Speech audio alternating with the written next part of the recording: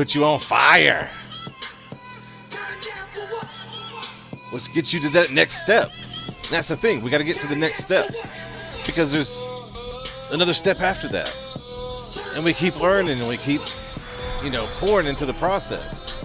But if we're not focused on what he's pouring into our lives, if we're not focused on his calling for our lives, then we're just stagnant. We're not producing. You got to produce fruit, guys. And you can't produce fruit if you don't plant a little seed here and there. And you got to till the ground sometimes, man. And in the right season for that individual, you need to plant that seed. And then you wait. You don't push it. You wait and you bear fruit. But you also got to nurture it. You got to water it. You got to keep the bugs off of it, the sin off of it. So you got to help that person that you're discipling. What we're talking about, focus. If I focus on what he's pouring in there instead of focusing on what I want to do, things always get better. They always do. But I still do it from time to time. I want to do this. So I'm not gonna pay attention to that right now.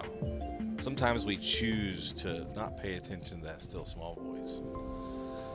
Then it gets harder to hear. So if you're having an issue with focus, first thing you want to do is just pray more. I say all the time our focus should be on something else, on what the outcome could be for someone else. Not even for ourselves, but for someone else. And so focusing on anything like that when you're doing something like this, it's hard. It is. You want to win, you want to do good. I still do want to win and do good. But I want to have more of an impact on you guys than me just having good content. I want it to be more focused content, focused on what the Lord's pushing in. Something that you guys might need to hear at that very moment. And he's done that many times on the stream, over and over and over again. And I just noticed it. Sometimes we're just going to be still and go. And see, that's what I put it on. And so it seems like I've been doing a little bit more being still than actually speaking into your lives. So I prayed about it, and the Lord said, listen, if you're like me and you have issues with focus, literally pray for focus. And if you have and you still don't see the change, pray more. It's not that he's not there, he's there. And he's going to help you. But you have to truly believe it. And sometimes it takes us a few prayers to really get it. And sometimes he needs us to wait. Anything that you do that can honor him, if you ask him to elevate it, he will. So you ask, well, why am I not elevated yet? Well, maybe I need to pray one more time. Maybe I need to focus a little bit more. He's got his reasons, and I don't need to question them.